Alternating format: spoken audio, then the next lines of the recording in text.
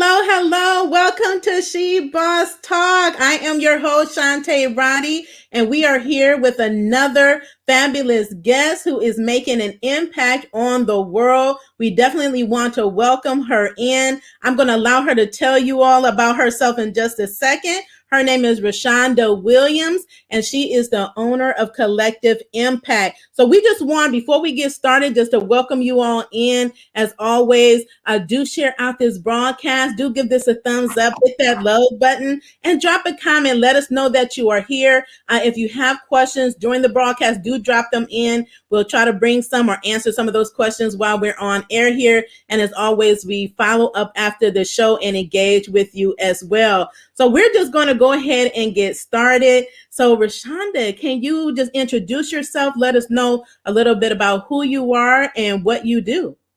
Absolutely. Thank you so much, Shantae, for inviting me. And hello, all you she bosses out there. I am Rashaunda Williams. I am the president and the community liaison for Collective Impact.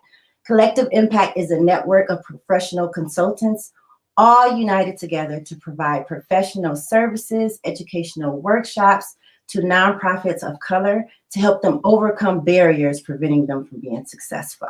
So a little bit about me, that's the whole pitch, right?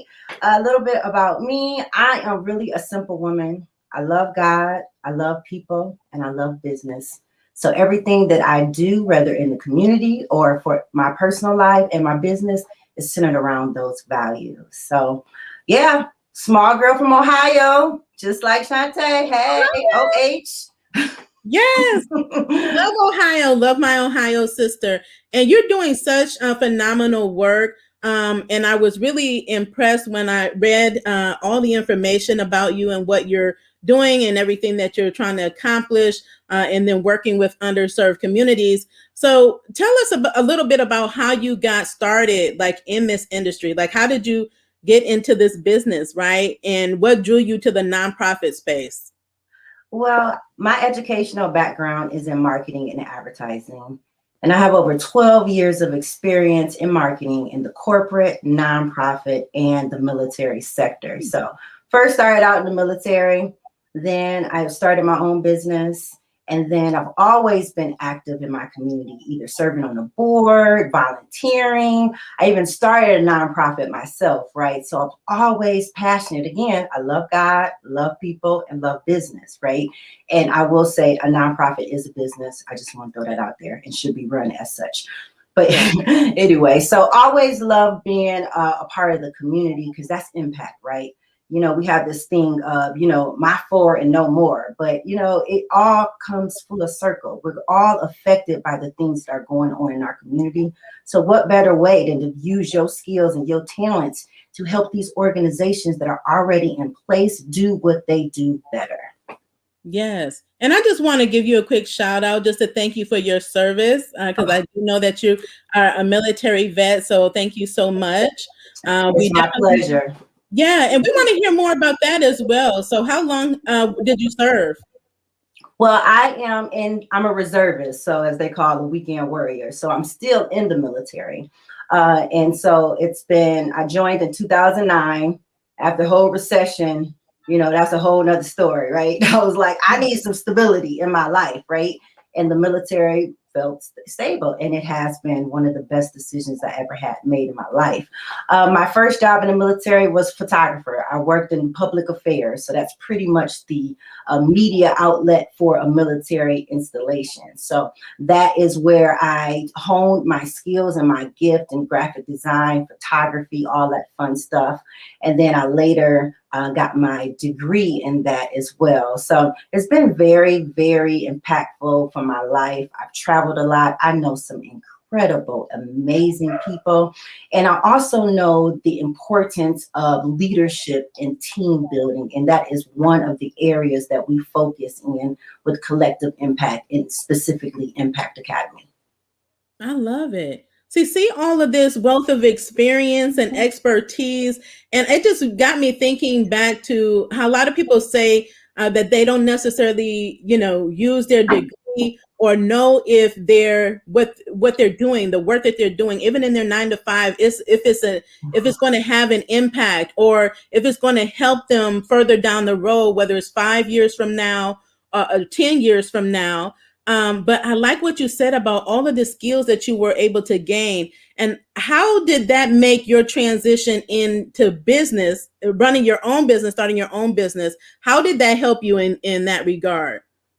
Right. You know what scripture says, that all things work together for those who love God and are called according to his will. And I am a poster board for that.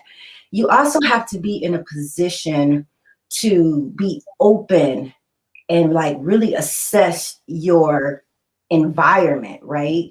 And then like it may be a crappy environment, but you got to find the good in it, right? You're like, okay, this sucks, but oh, my patience is better. You know what I mean? So it has a lot to do with perspective, and you have to always be wanting to learn, always wanting to improve yourself. And it's not just for you, it's for those attached to you as well. So I've just always had that optimistic personality, like, oh, it's raining outside. Yeah, but we can play in the house and we can play with our Barbies and we can do this. You know what I mean? Even as a child, I've always been that way. And I've always been a connector. Right. So I'm able to assess not just environments, but people. And I'm like, oh, you should work with such and such. What y'all doing is aligned. Y'all should work together. Right.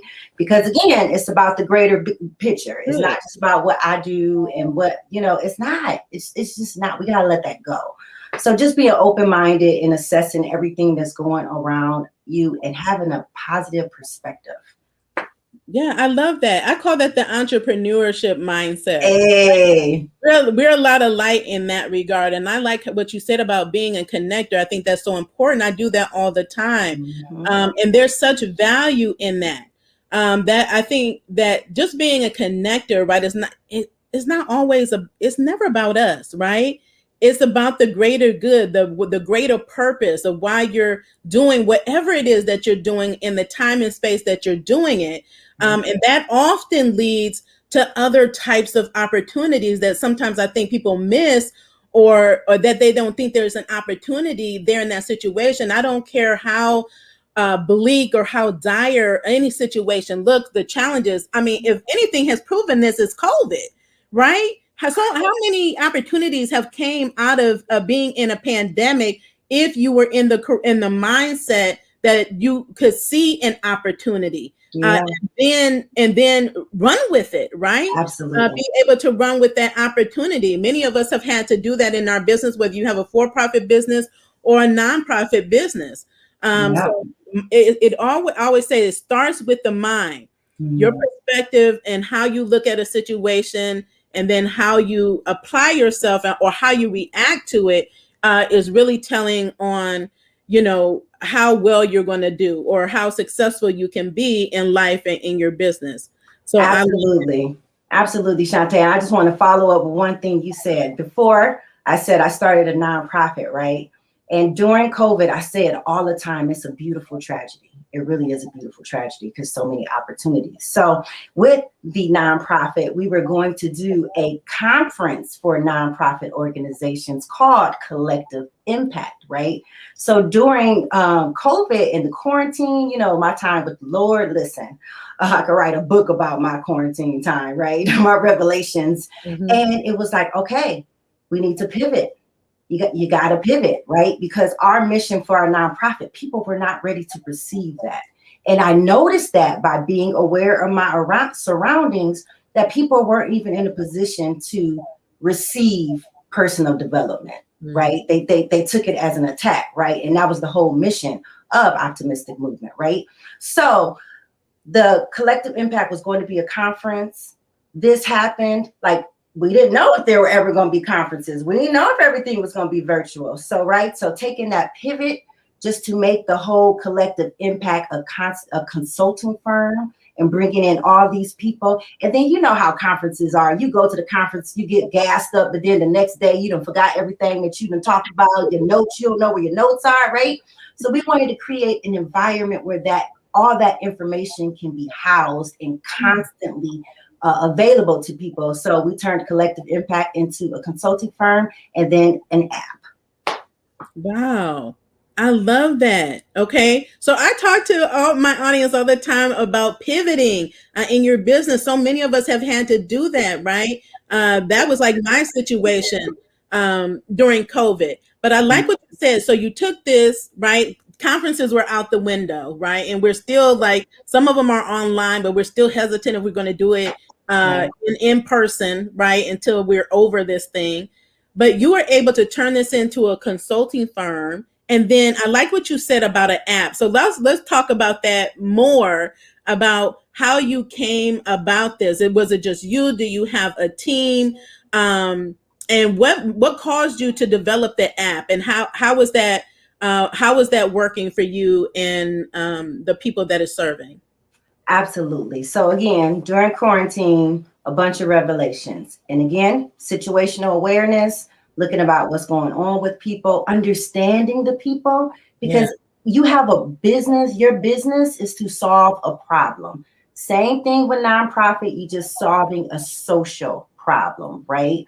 So it's like, okay, we can't have conferences. This information is imperative because a lot of the nonprofits of color were not getting access to all this COVID funding that has come about, right? And that's why we say internal and external barriers. Internal barriers, you need to get your systems, you need to get your stuff in order. And then the external barriers is the philanthropic redlining, right? But we can focus on the internal things. So providing information for nonprofit operations like grant writing, board governance, because you can have the best organization in the world, but if you're not a leader and you can't inspire people to be a part of your mission, then it's all for nothing, right? So knowing and understanding, and I also knew and understood because again, I was the target market. I was a nonprofit leader, right? So I understood the struggles that I had,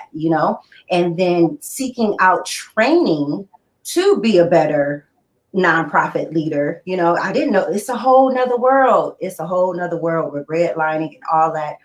And I was trying to do it all myself. So I understand that nonprofit leaders are passionate about it and they think they have to do it all themselves. That's area number one. And then two, bringing those people together that are needed to really impact we have a CPA, we have a woman who's been in a nonprofit operations for over 20 years, and then we have marketing teams, bringing all these people together in one spot. You don't have to vet nobody. You ain't got to do the email things. You don't even know what you don't know yet, right? Right. But they do. And we totally vet them, right? There's a whole vetting process for the network of consultants and for the nonprofits that we work with. Because we're not working with no nonprofit that's one, not teachable, and two, at heart is not in the right place, right? So just seeing the environment and then saying, okay, how do we solve this? We bring the people to them. We give them the information that they can do it themselves. And if they get tired of doing it themselves, our network of consultants are available to hire. And then we're creating that relationship and the trust within the app because they're donating their time, they're donating their services because they are passionate about impacting our community as well. So finding people with the same core values, right? And then bringing them into one place to impact our community through nonprofit organizations. I love that. So for all of you, all of you entrepreneurs and business owners out there, they have nonprofits or want to start a nonprofit, this is really going to be helpful for you. I think that's so important. It goes back to the importance of having a network of support. I think that has made the one of probably the biggest differences on a business's ability to sustain during this pandemic is having access to a support network. Mm-hmm. And I like what you're doing because I think we need more of that type of structure where you have, like you said, it's like a one-stop shop. You have a one-stop network of professionals and a well-vetted people. Because it is a struggle when you're trying to regardless of what type of business you have, and you're trying to do it all alone, and then you're trying to figure out, okay, I need marketing. Who do I go to, right? What do I need to look for? How much does it cost? I mean, what do I need? And like you said, you don't know what you don't know. So to have a program like this, consultants, and then an app to be able to back it up where you have like the ability to and not only have access, but have access to a community Yes. of other people, not just like-minded, but other business owners who experience the same challenges, other nonprofits that have the same challenges as you are. You are like in this together. So I really like that. I really like that. And so I think that is very important. So how did you come up with the concept though for the app? I think that's important. Technology is like super huge, right? It's really important today, especially if you want to scale your business. Using technology can be a real benefit. And Right. so apps is like a big thing right now, but making sure you have a good app that works and solves problems, like you just said, is really important. So can we talk a little bit more about the app? Absolutely. So again, the whole premise of it was based on having a conference. And I went to Million Conference. Again, I love learning. So I went to a lot of conferences. Then the next few days, I'm like, oh, you lose that. You lose that fire. You forget what was said, all of that, right? So with everything virtual now, there's so much noise. There is so much noise. And I fall victim to it too. Look, I love animals. I will go on Facebook to do something, and then I am in a rabbit hole watching pit bulls and babies interacting. And I'm like, an hour later, I'm like, why did I come on here? So we understand our target market and that they're busy and that they're kind of all over the place. So just putting it in one spot that you are intentional about going to this when you are in that time, in that area, in that whatever, however you got your schedule sorted out, you do learning things on certain days, you can just go straight to the app, right? You don't have to get bombarded with everything else that's going around and distracted, because that's what happens a lot. We get distracted. We get so distracted. We're trying to be everything to everybody. And, everything is, what they call the squirrel moments. We wanted to make it accessible for our nonprofit leaders. And like you said about a community of people, like when I started my nonprofit, people were like, why do you want to do that? Like, I didn't have anyone to mentor me, right? And being a first generational entrepreneur too. And then on top of that, a nonprofit founder, I didn't have a support system. Everybody thought I was crazy pretty much. Like, what is why? But now you're in this community of other people where you can inspire each other. You can share tips. Oh, I applied for this grant. Our missions are the same. You should apply for this grant. Or even, we should collaborate, because grant funders love that. Because why? They're about impact. They're about how much impact it's going to make. So if I team up with you, Shantae, and we both got the same, you're going to bring your community, I'm going to bring my community. And guess what? We passing out 200,000 book bags instead of 225, because I just want to do my book bag drive. Don't get me started on those doggone book bag drives, back to school drives. Lord Jesus, if I see one more of them, it's like, why didn't y'all team up? You could have, or y'all teamed up and then split the resources. And guess what? Y'all do these backpack drives at the beginning of school. What about April? All the stuff gone. I'm gonna calm down. But it's wasteful. And what is the root of that? Because I want to get credit? Because I want to say my organization did that? Nobody cares. No one cares. It's about the impact. It's about your community, right? Because as a mother, I want to leave this place better than I found it, for the sake of my child and his children and their children, right? It's not about Rashaunda. It's not about Shantae. It's about the impact that we are making through our nonprofit organization. So collaborate.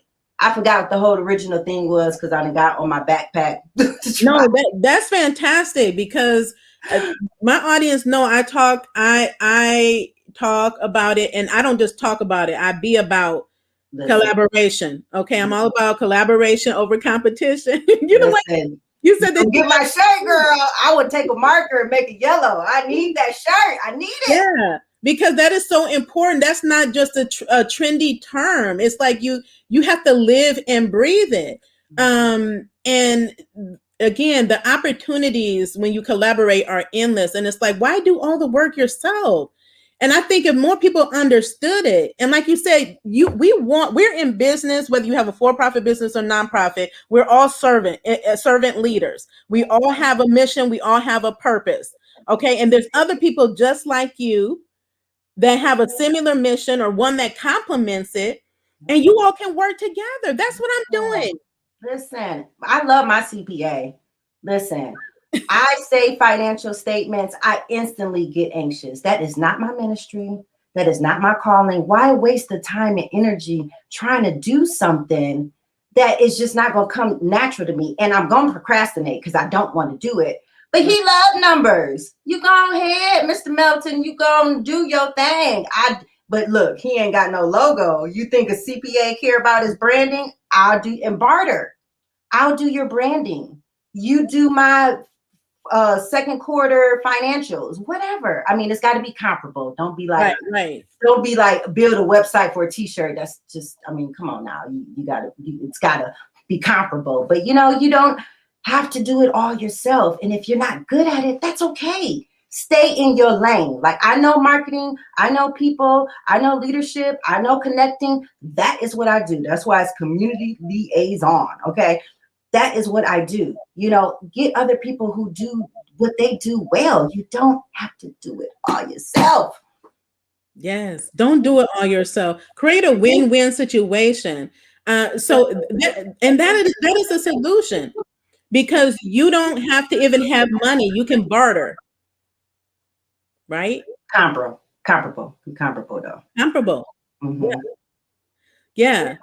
Okay, so let's talk about some of your challenges as you were starting your nonprofit. What were some of your major challenges that you had? Everything I just said. Trying to do everything on my own, right? So there's definitely levels to entrepreneurship. There are levels to it. And understanding what season you are in, you have the, but my greatest challenge, see, I got my notes. I'm gonna stick to my notes, Shantae. I am, because we'd be here to 4:00 in the afternoon. So my greatest challenges also was everything I said, not trying to do everything, but understanding the root of that. So the root of mine was that I'm a perfectionist, and it was a control issue. And then even more of the control issue, it was a trust issue, right? I didn't trust nobody else with my baby. My businesses, right? I wanted things to be done a certain way. And so for them to be done a certain way, I have to do them. But guess what? That's what effective communication is for, right? So now you got to know what you need done ahead of time. Listen, my planner it is a work of art, okay? You have to know the tasks and you got to get in front of it. Then you're able to tell your team or whoever, your mentor or your apprentice, whoever, X, Y, and Z. This is my expectations. This is the goal. This is the timeline. You know what I mean? And give them room to do what they do. And it's okay. Like, you can tell when other people do our graphics on our website and you can tell when I do it, right? And that's okay. Would I rather have it look exactly how I want it and be stressed out, locks falling out, okay? And stressed out trying to do everything? Or I got time now to relax and focus on something else because they're handling that. So being a perfectionist and in control, that was my greatest challenge. Yeah. And I am delivered in the name of Jesus, okay? And it is a great place to be, because now, and then too, you want to inspire the people who are working with you. You want to cultivate their skills too. You don't want them to always be doing your content. You want them to find their groove like you found your groove, and then go on and do what they do, so it takes a level of trust in that, and letting them, and there will be mistakes. So what? Give yourself some grace. Like, again, first generational entrepreneur, right? You're going to make mistakes. It's going to happen. Like, did you die? No. Was anybody hurt? Absolutely not. It's okay. It's okay. So yeah, that's my whole greatest challenge. And looking at, I got to a point where it was bigger than me again. It's nothing personal. You have to be able to separate what you do from who you are, right? And it's okay. Yeah, I love that. There were so many great nuggets in there. And audience, I think it's important to know, to understand, to relinquish that control. Relinquish the control. If quarantine didn't show us nothing, Shantae, is that we are not in control, and that control is an illusion. Yes. Yeah. Relinquish the control and bring on a team that's highly skilled in what they're skilled at, right?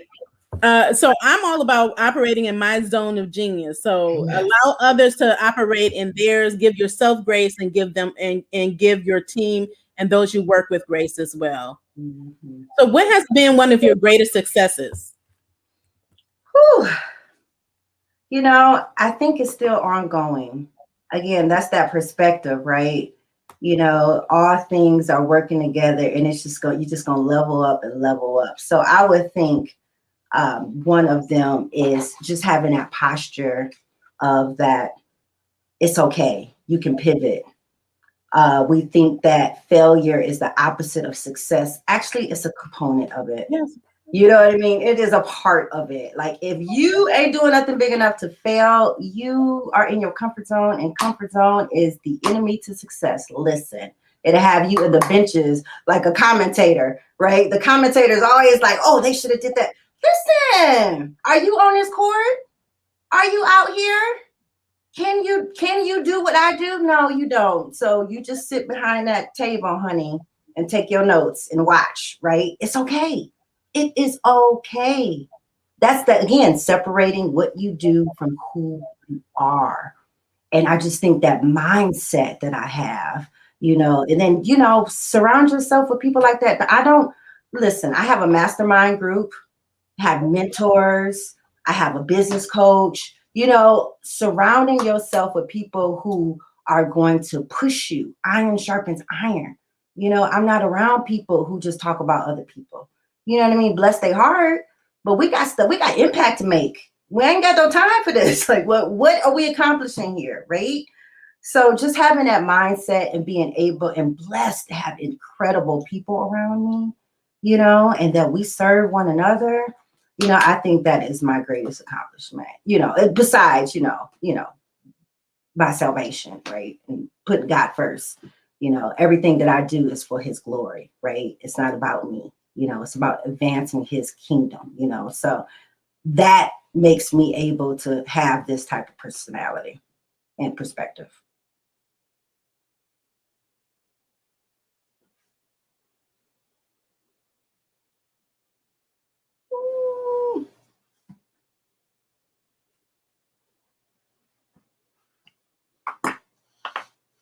I can't hear you, sis. Yeah,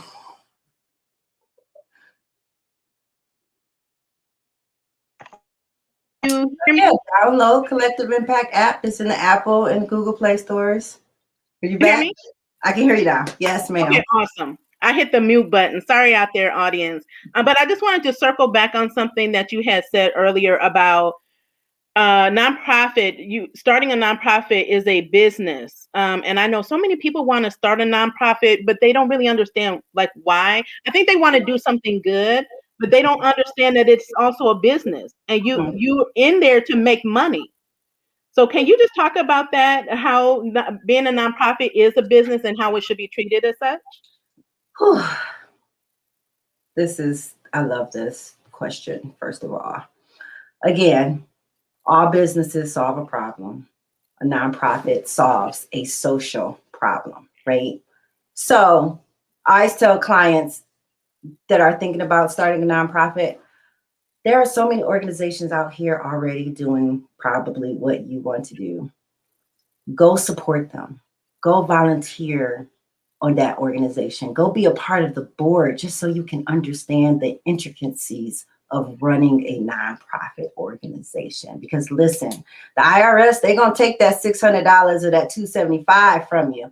And it's like, go ahead, do what you do, but that is why collective impact is here, because we want to give them the tools to sustain their nonprofit, to really make impact. So go volunteer for a similar nonprofit to what you want to do.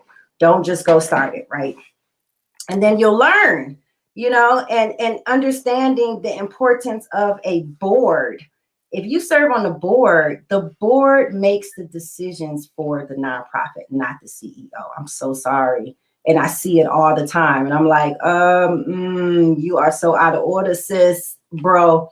That's not how that works. You don't tell the board what you're going to do. You propose it, and then they vote on it, and then we go from there. CEO is the boots on ground for the nonprofit organization. So a lot of people want to be the CEO and the founder of their nonprofit. What you need to do, listen, this is free game right here.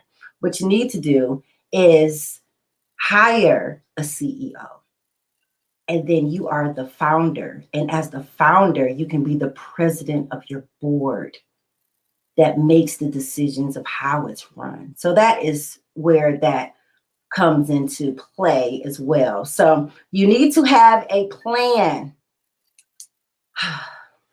Listen, everybody want to start a business, and then you like, where's your business plan? Have people come to you and they like, oh, we want to apply for grants. You got a business plan or what? Okay, first of all, oh, my camera is so weird. Why am I so off-centered? I'm sorry, y'all. It's driving me crazy. That's that OCD coming in. Okay, there we go. Okay. Forgive me, y'all. That was driving me crazy. So, what was I saying? Oh, business plan. So while you have that idea to start a nonprofit, in the meantime, volunteer, be on a board, and then do the research. Listen, research is so sexy, but nobody appreciates how sexy it is. They always say content is king. You wouldn't have no content if you didn't have research, first of all. So do your research, learn about your target market, learn about the nonprofit sector, learn about who you're going to serve. What are their pain points? How can you speak to them, right? So do all of that first, please, Lord Jesus, please do the plan. And then that will keep you in line. I know who I'm serving. We know how to talk to them. I know where they are. These are their pain points. This is how to talk to them. Will set you up for success. You can't be trying to save kittens and feed homeless people at the same. Pick one and do it well. Do it so well, and collaborate with other people who like kittens too, so y'all can save more kittens, okay? Leave the homeless vets to the people who do, that's their mission. Stick to your mission and do it well. So yeah, volunteer, be on the board, and do that business plan, your research before you start it, and then come see us at Collective Impact. Don't move no more. Don't go no further. You do those things, and we will be more than happy to serve you. I promise. We'll get you together, especially nonprofit leaders of color. Like, running a nonprofit is hard, but as a person of color, listen, that's a whole nother thing. So everybody that works in our network is melanated. Okay, so you don't have to feel someone's talking down to you or whatever. Like, we understand on so many levels, right? So and that's important. Oh yeah, absolutely. It's a mental conditioning thing. But I mean, I'm not even gonna get into that. But so even with the board of directors, 86% of board of directors, remember, they make the decisions. They are Caucasian males over the age of 60. But they're making decisions for a nonprofit that serves underserved communities. Sir, you don't understand this underservedness. You drive past this neighborhood, you ain't never went in it. And now, don't get me wrong, there are some that do. There are, but the majority, no, they don't. So why are they getting the resources to help our community when they're not even attached to the community? Good. This is good information. You're dropping some gems out here. Again, and this is whether you have a nonprofit or for-profit. I know a lot of I have a lot of peers that they have a for-profit and a nonprofit. Mm, So this is important regardless, because you need to have your business in order. You need to have a plan. And I said this, so you're just saying it's same thing that I say when it like comes to this grant, right? So in COVID related funding, non-COVID related funding, you have to show that you're serious about your business. You have to have a plan. You can't just walk in there and just think somebody gonna hand you over thousands or millions of dollars and you don't have your business in order. yep. It does That's not. an investment for them. It's an investment, and Mhm. it's a risk on you. Mhm. They're investing in you, right? So you definitely want to make a good first impression. And what you just said, not just that, but it's just setting yourself up for success. These are things that we had to learn. It took us years to learn, right? And so Years. it took us years to learn this. So if you're just starting out, take these nuggets now. I hope you're taking notes. You can always come back to this video and put it on replay and take your notes and start putting it to work. Yes. Because when you have your target market, it took me years to figure out my target market. If you take the time to figure that out now, you're ahead of the game. Listen, my first business was photography, right? I was taking pictures of little junior soccer games, baby showers, and I would just try to do everything. Like, no. Then that second level, we talked about levels of entrepreneurship, I rebranded and I was like, I only do boudoir photography. That's it. Just women, that's it, because Yeah, listen, you try to do everything it don't even make no sense. That's why you can check your business plan. I say monthly, but at the least quarterly. You look over that business plan. Okay, nope, what we all the way over here. We off right. track. We need to bring it back in, So it's so important, that business plan. Listen, it's a foundation of everything. It's a foundation, and it's not something you do once and you put on the shelf. So I'm glad that you said that. You should be reviewing that. That should be a part of your regular activities with yourself, your team, your advisory board, Mhm. whoever you have, to make sure you continue on the right path and you make the necessary adjustments that's needed. Yes, ma'am. Yeah. So this is some really good stuff. Okay, so we're going to wrap it up, but I'm going to ask you this question that I ask all of my guests. If you had a magic wand and you could change anything in the world, what would it be? Whew. Everything we just talked about. Magic wand, two things, only two things. Okay, One so or two? I'm sorry. One or two? Oh, I'm extra, so I'm gonna do two. So I'm gonna do first thing in the world. The whole educational curriculum needs to be revamped. And in that revamping, they need to have courses on emotional intelligence. And listen, Rashaunda for president, right? Emotional intelligence, because if we had that, we would not have all the issues, racial issues, all the things that we have going on in our world. That would solve that if people knew how to manage their emotions and understand their emotions. So put emotional intelligence curriculum and just change the whole grade school curriculum. Start young, when they preschool babies. Just listen, soon as possible, right? So then for the nonprofit world, I would change something in nonprofit world. I would change that, what we talked about earlier, that the people who make the decisions for the nonprofits would understand who they're serving. More specifically, so you got these nonprofits led by people of color who love what they do, they love their community, and a lot of them don't have access to funding. So they pay for a lot of stuff out of pocket. They pay for everything. They work in a 9 to 5 just to take care of the community, and that's not right. That's not right, because they got the heart for the community. The people that have the heart for it should have access to the resources to make the impact.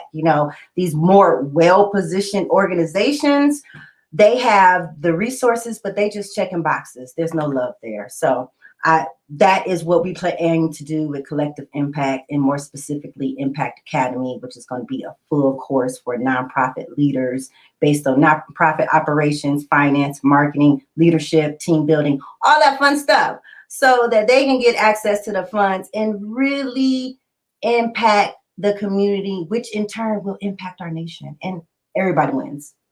All for His glory. Yes.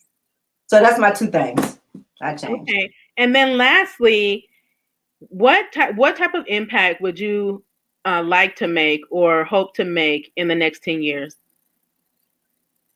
Helping nonprofits of color, ran by people of color, executives of color, to cultivate them in a way that they can run successful nonprofit organizations, not just locally, have national nonprofit organizations, that they structure and their processes be so on point that they can duplicate it in another city. Listen, okay? And that is how you're going to make impact, creating jobs and changing the world for our babies. Listen, I mean, it's a lot of things out here that we have to join together and impact collectively, right? You know, because just one person can't do everything, right? We have to work together, and then that's how change is going to happen. So that's what I hope in 10 years, like our clients have 5, 6 locations, then hire 4,000, 5,000 people. They are really impacting the nation. They are getting funding. They are hiring people. They can hire themselves. They're not the CEO and the founder no more. Mm-hmm. They are the founder. That's the president of the board. We're not doing that two-hat thing. They hire people to do other things. Listen, creating jobs, impacting the world. 10 years, I claim it. I love it. I claim it for you. Thank you so much for coming on. You have just been such a joy, and you provided such a wealth of information for us. Can you just remind our audience where they can connect with you, and what things do you have coming up? Absolutely. So again, if you are a nonprofit leader, if you are self-funding your organization, if you are working a 9 to 5 to take care of the homeless kittens, download our app. It is available in the Google Play and the Apple App Store. It's the Collective Impact app. Coming April 5th, we are going to have Impact Academy, and that is going to be a constant course for nonprofit organizations. We're going to add content monthly from our network of consultants, finance, nonprofit operations, marketing, team building, leadership, all that fun stuff. So download the app, and then Impact Academy is available to our premium app subscribers. So subscribe. I like to say stream for impact, right? You stream Hulu and Netflix. Why don't you stream for impact? That's going to impact your community and give you the tools to run your nonprofit organization better. You can find us on Facebook, Collective Impact. Our website is www.collective-impact.app. And Instagram, Collective Impact 419. Follow me on LinkedIn. I love to connect. If you are good at what you do, you know, I was even going to talk to Shantae about being in our network, okay? Because sis processes is on point. Like her automation, I told her when we first got on here, I was like, girl, your automation, I love it. Like she sent that stuff out. Look, she saved time and she was efficient, and I respect that. And you see the fruit of being having structures, the fruit of everything that sis is doing. So anyway, I just want to shout that out. Your process is on point, sis. I want everybody to have good process, automation, all that fun stuff.